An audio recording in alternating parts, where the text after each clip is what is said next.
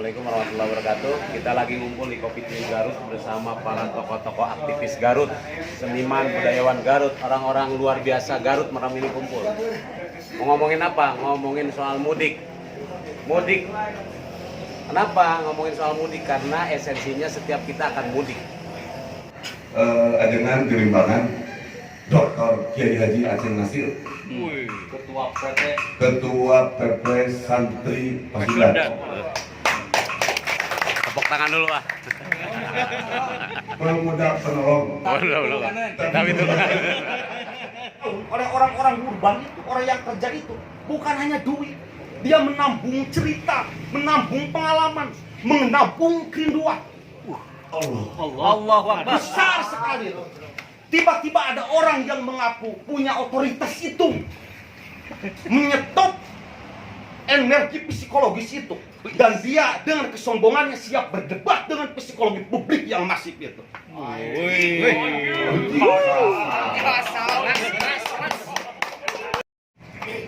APBN kita ini, pendapatan negara ini 1.000 triliun per tahun. Pendapatan kita itu dari pajak, dari tax. Tapi kita, pengeluaran kita 1.750 triliun. Berarti defisit kita mencapai 1.050 triliun. Itu setiap tahun. Sementara kita punya utang kurang lebih 6.000 triliun. Jadi peristiwa mudik adalah peristiwa cinta. Mau jualin mobil, mau harus nyewa mobil, mau harus desek-desekan. Karena yang diambil adalah peristiwa cinta, maka itu semua masalah. Karena kita berbicara mengenai kebijakan, yang mana pemilik otoritas ini selaku pemilik kebijakan yang bisa dikatakan tidak bijak.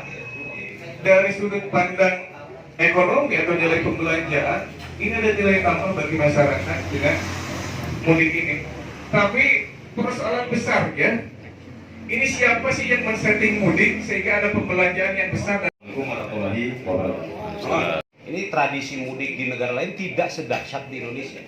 Ini yang menjadi mereka Mister apa saya lupa namanya, yang jelas bukan Mister Sarmento, melakukan penelitian itu bahwa ini adalah tren yang tidak bisa dihilangkan di negara lain, hanya di Indonesia sebagai sosio-religi, ya, sosio-religi yang menjadi karakter kebangsaan Indonesia yang memiliki jiwa awuh tinggi diri setiap insan yang ada di Indonesia. Nilai-nilai spiritual ini harus mengalami sebuah degradasi perilaku sosial karena kebijakan-kebijakan yang diakibatkan oleh asbab yang menurut Kang Asluk bisa logis, bisa unlogis. Ini di era milenial ini semua serba internet, kita masuk di era 4.0. Pada 5-10 tahun yang akan datang di era masih BBM ataupun SMS konvensional, itu kalau tidak pulang kan SMS saja, minal aidin wal faidin, atau telepon. Kalau sekarang itu sudah V-call. Ini percepatan teknologi begitu dahsyat. Saya menganalisa 5-10 tahun yang akan datang penurunan mudik ini akan sangat dahsyat, karena kita akan masuk era IR, di mana virtualisasi real akan terjadi. Hari ini tidak lagi 3 dimensi, tidak lagi 4G, tetapi sudah virtual real pada era 5G dan 4D. Jadi yang ada di film-film Star Trek dan sebagainya itu akan kita hadapi.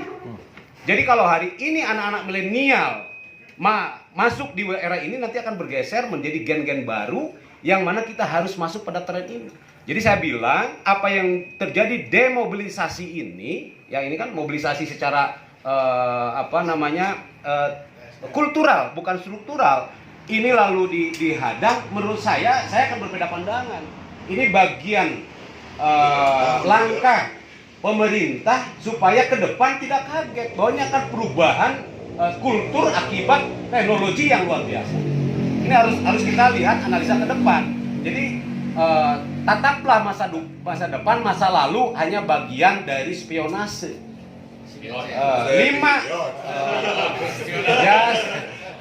Spion mobil, kalau spionase alat pandang dari masa lalu itu.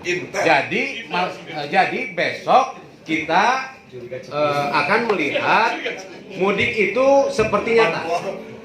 Tidak perlu pulang kampung, orang akan merasa berhadapan. yang rindu tadi dikatakan Kang Maher, kerinduan itu akan terobati secara real.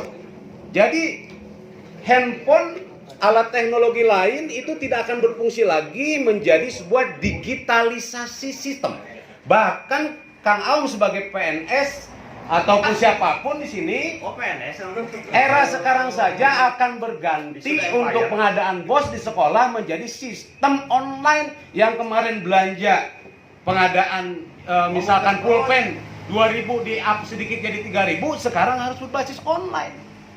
Semua tidak siap ini untuk menghadapi ini. Sementara anak-anak muda, generasi milenial tadi yang dibilang tadi, termaktub oleh kondisi sosial, dia harus intent kehidupan seharinya oleh gadget. Ikatalog.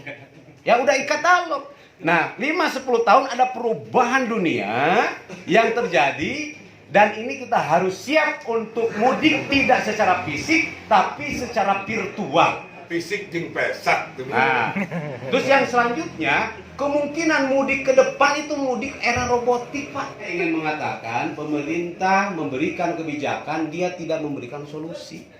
Pemda, misalkan contoh Garut nutup, melarang orang yang pulang, tapi dia tidak menyediakan fasilitas untuk rakyat. Garut siapin bus, jemput orang Garut. Lamunnya akar rakyat, Pak Nukur dicarek balik. Bahwa mereka bekerja untuk anak istri, makan nafkah. Mereka pengen pulang dengan kerinduannya. Pemerintah ketika memberikan sebuah kebijakan mestinya diberikan solusi. Jangan rakyat diintimidasi. Nah, saya juga bertanya, pertemuan ini berkaitan tentang mudik, apakah sebuah bentuk perlawanan atau penyadaran sosial yang tidak ada ujung pangkal? Kita harus kita juga harus rasional bahwa terjadi dahsyatnya di India, gelombang COVID di India ini bagian alasan yang cukup rasional. Itu satu. Tetapi yang nggak rasionalnya, dari Wuhan penerbangan datang ke Indonesia bebas, tapi rakyat tidak boleh pulang. Ini kan problem. Jadi harus ada kebijakan yang inline, kebijakan yang inline yang harus masuk dalam jiwa-jiwa rakyat. Jangan sampai ketersinggungan hati rakyat menjadi sebuah pergolakan perlawanan. Karena apa? Hari ini makan susah, Pak. Sembako mahal, pulang nggak boleh. Perputaran uang di kampung betul sangat minim. Kenapa? Karena tidak ada regulasi yang membangun karakter penyebaran ekonomi. Karena ini nah, saya ingin mengajak kepada kaum muda ini. Jadi siapapun yang melarang saya pulang hari ini itu nggak berlaku karena saya sudah pulang.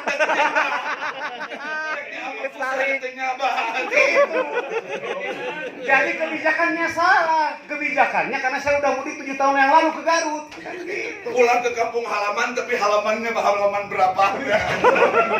Ini terakhir ya. Saya kalau kan tadi kan nggak boleh panjang lebar. Kalau saya ngomong pasti ini harus stop ya.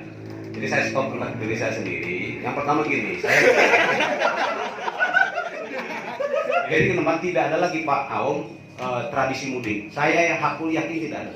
Karena apa? Kalau wangsit tetap ada, pasti ada. Akan terjadi sebuah proses perubahan dunia menjadi universalisme, bahwa kosmopolitanisme kehidupan manusia akan terimplementasi pada kemajuan teknologi yang kita tidak mau tahu dan tidak bisa menolak itu akan terjadi. Seperti apa hari ini Anda menggunakan WhatsApp, semua menggunakan karena ini adalah proses perubahan global. Udah gitu aja. Terima kasih. Mari bertepuk tangan secara virtual.